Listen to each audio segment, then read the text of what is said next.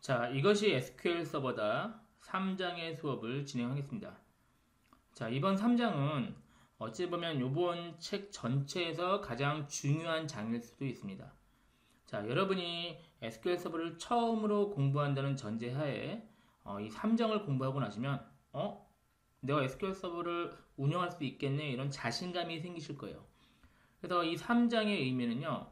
우리 책 끝까지 내용을 이 3장에 요약해 놓은 거예요. 축약시킨 거죠.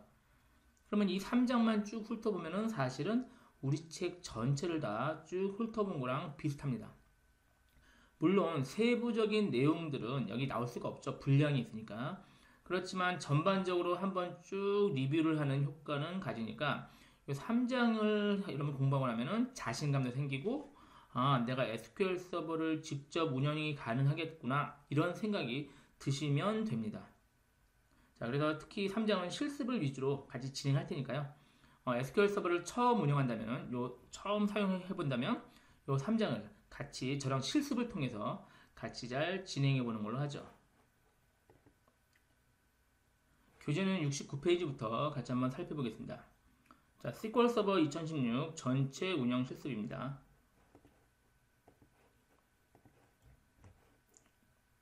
자, 아까 말씀드린 3장을 끝까지 훑어보면은 SQL 서버 2016을 처음부터 끝까지 간략하게 훑어본 효과를 가질 수 있다. 이렇게 생각하시면 되겠습니다. 자, 한번 쭉 보죠. 처음에 이제 여러분이 아셔야 될 게요. 그 요구사항 분석과 시스템 설계 및 모델링인데, 사실 우리가 SQL 서버 안에다가 데이터베이스를 만들고 테이블을 만들고 이런 작업을 할 거거든요. 그런 작업은 건축으로 비교하면은 시공, 그러니까 실제 건물을 쌓고 올리는 작업을 생각하시면 돼요. 사실은 우리 책은 거의 건축으로 치면 시공 작업, 그러니까 실제 벽돌도 쌓고 뭐 계단도 올리고 이런 작업을 하는 거라고 생각하시면 되고 그 전에 원래는 필요한 단계가 분석과 설계 단계가 필요한 겁니다. 그래서 일반적으로 정보 시스템을 구축한다 그러면은 분석, 설계, 구현, 시험, 유지보수 일반적으로 요 5단계의 절차를 가지고 우리는 먼저 원칙적으로는 분석 단계를 해야 돼요. 그런 다음에 설계 단계 이렇게 진행을 해야 되는 게 원칙입니다. 하지만 우리 책이 분석과 설계를 위한 책은 아니거든요. 그래서 우리는 데이터베이스 구현 쪽에 초점을 맞췄다. 이렇게 좀 기억을 하시면 되겠습니다. 그러면 이제 데이터베이스를 아까 분석 다음에 설계죠. 그 다음에 건물로 치면은 시공 작업이 들어가겠죠. 그러면은 데이터베이스 모델링이란 말이 나오는데요. 얘는 데이터베이스를 설계하는 단계예요. 그러니까 건축과 비교하면 설계도를 그리는 단계. 뭐 이 정도 생각하시면 돼요. 그러면 우리가 실제 데이터베이스 안에다가 정보를 저장하고 싶은데요. 우리가 지금 예를 든 것은 인터넷 쇼핑몰을 만들 거예요. 물론 간단하게 만들지만 여러분이 인터넷 쇼핑몰을 만들어서 실제 운영을 할 건데 그러면 인터넷 쇼핑몰에는 뭐 회원이 필요하죠. 사람들이 가입을 하죠. 그럼 사람을 컴퓨터 안에 SQL 서버 안에 넣을 수 있나요? 당연히 말도 안 되죠. 사람을 넣을 수 없기 때문에 이 사람의 특성을 추출하는 거예요. 그래서 우리 회원 같은 건 뭐가 있죠? 회원의 아이디 그리고 뭐 회원의 이름, 뭐 주민번호 이런 특성을 추출을 해가지고 이 내용들을 바로 SQL 서버 안에 저장한다. 제품도 마찬가지죠. 물건을 통째로 넣을 수는 없으니까 제품의 특성인 제품 이름, 가격, 제조일자, 제조회사 이런 내용들 있죠. 이런 내용들을 SQL 서버에 저장을 해야 돼요. 그런데 저장할 때 이 내용들을 그냥 마구잡이로 집어넣을 수 있는 게 아니라 아주 중요한 용어가 나오는데 테이블이라고 부르는 표처럼 생겼거든요. 표.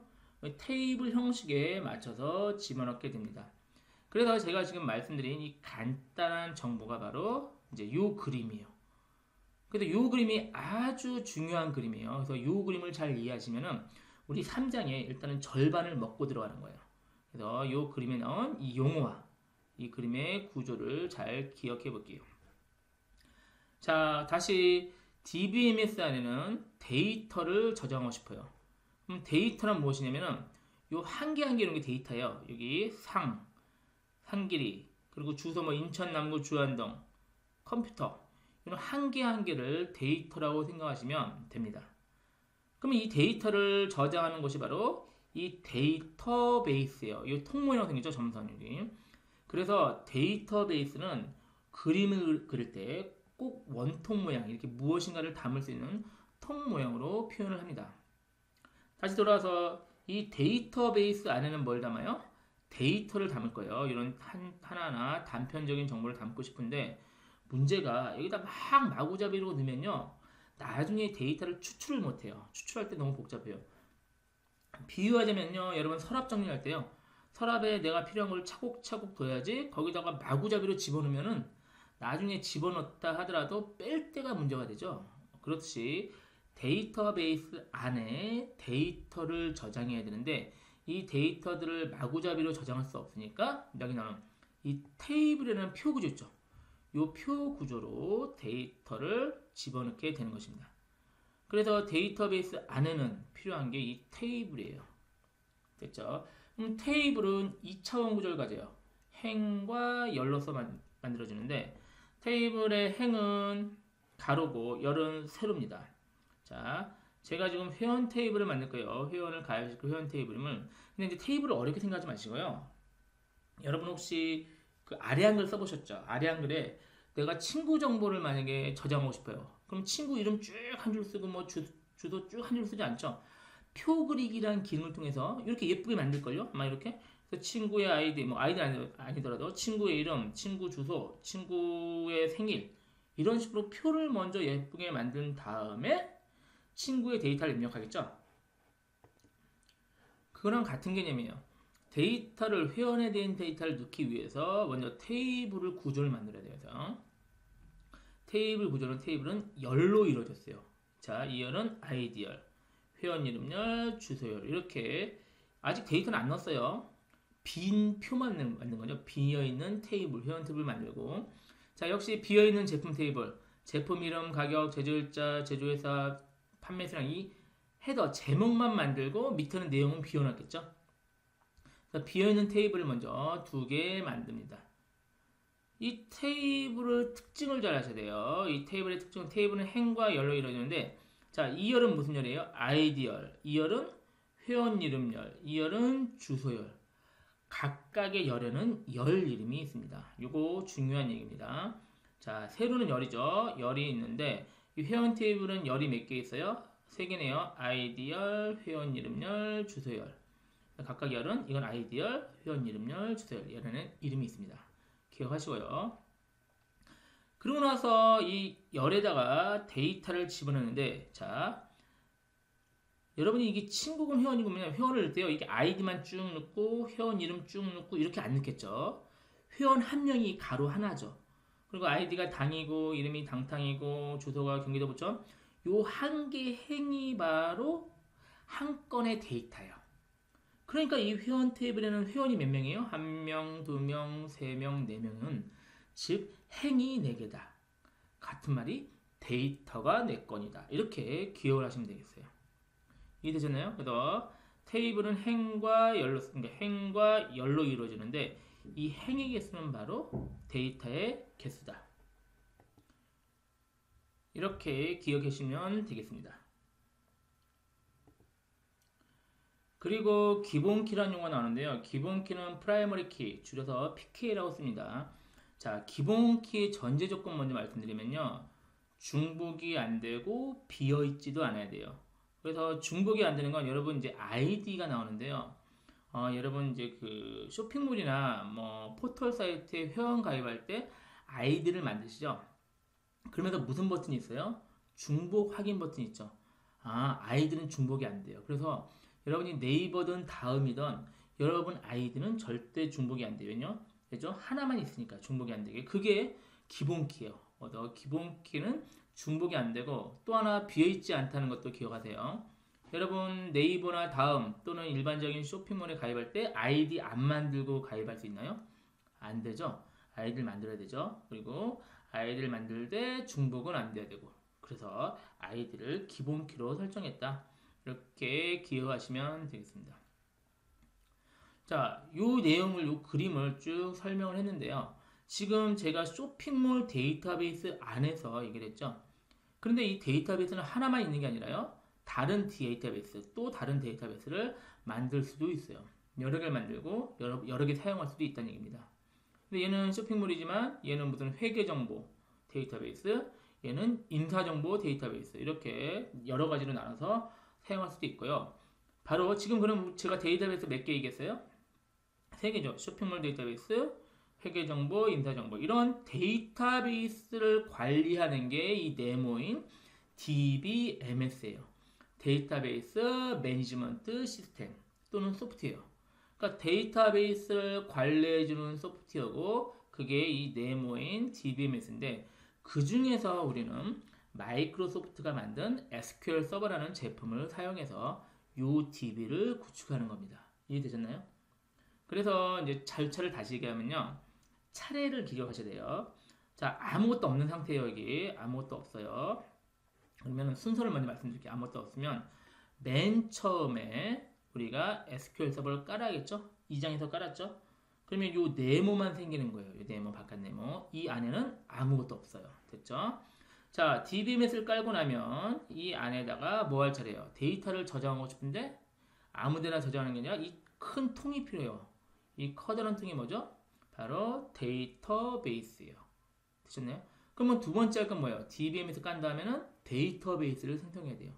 물론 필요하다면 하나가 아니라 여러 개를 생성할 수 있지만 우리는 지금 하나만 생각하면 되겠죠? 쇼핑몰 데이터베이스라는 데이터베이스를 생성을 했어요. 됐어요. 그러면은 지금 이 그림상에 이 네모와 이 원통만 생긴 거예요. 됐죠? 그러면 이 데이터베이스 안에도 아직 아무것도 안 들었어요. 비어있는 원통이에요. 그러면 여기다 데이터를 아직도 넣을 수가 없어요. 그래서 뭘 만들어야겠죠? 이건 테이블이라는 표 형태의 구조를 만들어 놔야 돼요. 물론 비어있겠지만 테이블 만들 때 아이디열, 여기는 회원 이름열, 여기는 주소열 이렇게 테이블을 생성을 해놔야 됩니다. 아직도 데이터는 안 들어있어요. 그럼 테이블 안은 아직 비어있죠? 그 다음에 드디어 데이터를 넣는 거죠. 자, 여기 같은 거 몇 건 넣는 거예요? 한 건, 두 건, 세 건, 네 건. 여기 같은 건 한 건, 두 건, 세 건. 이렇게 하면은 드디어 완성이 된 거죠. 이 차례를 기억을 꼭 하셔야 돼요. 자, 그 다음에 데이터를 다 넣었다 칠게요. 그럼 데이터를 왜 넣었죠, 다? 활용하기 위한 거잖아요. 그럼 얘를 데이터를 입력했다, 출력했다. 추출이라고 그러거든요. 출력보다. 추출했다. 이렇게 해야, 이런 작업을 해야 되는 것입니다. 이게 바로 DBMS를 전체를 운영하는 개념이고요. 제가 방금 요약해서 드린 이 내용을 이번 장에서 같이 작업을 해볼게요. 그래서 방금 전에 설명드린 용어가 교재에 쭉 나와 있으니까요. 73페이지, 74페이지 읽어보시면 됩니다. 얘기하는 게 또 있네요. 데이터 형식을 얘기하는데요. 데이터 형식은 뭐냐면요. 이 그림 다시 보죠. 자, 여기 요걸로 볼까요? 이 제품 이름에는 여기 컴퓨터 세탁기 냉장고처럼 문자, 숫자, 날짜 중에 뭐 넣어야겠죠? 여기는 문자를 넣어야겠죠. 자, 가격열에는 뭐 넣어야 돼요? 10, 25처럼 숫자를 넣어야겠죠. 가격에다 뭐 조금 비싸면 이렇게 쓰면 안 되겠죠. 정확히. 그리고 제조일자에는 날짜, 제조회사열은 문자, 남은 수량도 숫자열. 각각의 열에는 어떤 데이터 형식을 집어넣을지 결정이 되어 있어야 돼요. 그래서 제품 이름열은 문자, 가격열은 숫자, 제조일자열은 날짜. 이게 바로 데이터 형식입니다. 물론 좀 더 세분적으로 이따가 뭐 숫자 중에서도 정수형 있고 실수형 있고 이렇게 분리할 수 있지만 지금은 일단 데이터 형식은 열에 지정한다. 착각하면 안 돼요. 행에 지정하는 거 아니에요. 데이터 형식은 열 단위에 지정한다. 이것도 꼭 기억해 놓으시기 바랍니다. 자, 얘기했고 기본 키도 아까 얘기했죠. 그리고 외래키 필드는 이건 나중에 얘기할게요. 이거는 좀 어려우니까요. 우리가 한 8장쯤에서 상세히 설명을 할게요. 자, 그리고 이제 SQL 드디어 SQL 언어가 나오네요. 자, 이 SQL 언어는요, Structured Query Language에서요, 구조화된 질의 언어 이렇게 해석도 하는데 이제 거의 안 하고요. 지금 그냥 SQL 이렇게 부르죠. 줄여서 SQL 이렇게 불러도 돼요. 자, 이 SQL 언어는 뭐 하는 게 우리가 DBMS 아까 이 그림 얘기했죠. 제가 지금 그냥 한국말로 얘기했죠. 우리나라 말로. 이렇게 DB를 만든다. 테이블을 만든다. 데이터를 입력한다. 이거를 얘가 알아들을까요? SQL 서버가 제가 DB 만드세요. 테이블 만드세요. 못 알아듣죠. 그래서 이 DBMS, SQL 서버가 알아듣게 하는 말이 바로 SQL 언어예요. 그러니까 SQL 언어는 DBMS와 서로 소통하는 언어다. 이렇게 생각하시면 돼요. 그러면 이제 당연히 우리가 뭐 먼저 배우겠어요? SQL 언어를 알아야 DBMS한테 이렇게 해라 저렇게 해라 시킬 수가 있겠죠. 그래서 이 SQL 언어가 아주 중요한 우리 책 전체에서 아주 중요한 이슈가 되고 6장과 7장에서 SQL 문법을 상세히 배우게 될 거예요. 이번 3장에서는 사실은 SQL 언어를 배운 다음에 작업을 하는 게 원칙이지만 우리가 그러기에는 너무나 여유가 없기 때문에 SQL 언어가 아닌 방식으로 조금 더 편한 방식으로 작업을 하게 될 거예요. 물론 똑같아요. SQL 언어를 익혀서 작업하든 조금 이따 마우스로 좀 더 편리하게 작업하는 같은 개념입니다. 중요한 거는 요 그림이죠. 아까 다시 요 그림이 중요해요. 요 그림 3-1 요 그림을 우리가 구현을 해야 되는 거. 그리고 여러분이 구현을 할 수가 있어야 돼요. 이번 장을 통해서 그 내용이 중요하다. 이렇게 기억하시면 되겠습니다. 이론적인 설명은 다 했으니까요. 혹시 이해가 좀 덜 되셨다면 꼭 책을 한번 읽어보세요. 쭉 읽어보시면 충분히 이해가 될 테니까요. 잠깐 쉬었다가 이어서 하죠.